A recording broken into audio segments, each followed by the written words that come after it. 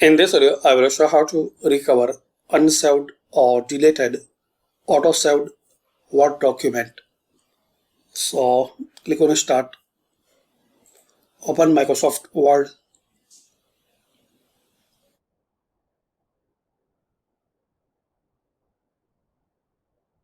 Now here,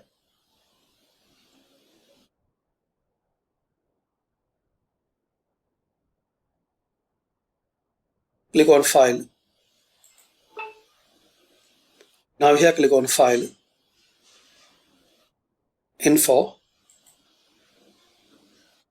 and here you will see option Manage Document, and here you will see unsaved or deleted,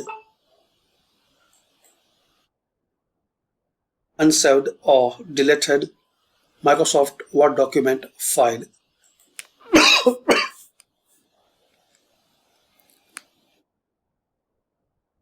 So just open it, and once you open, save as with your desired name. I have not that file, but method is same. Click on File, then Info, and underneath Manage Document you will see unsaved or deleted files. Just click on it to open it and save it. So thanks for watching. Share, like and subscribe this channel.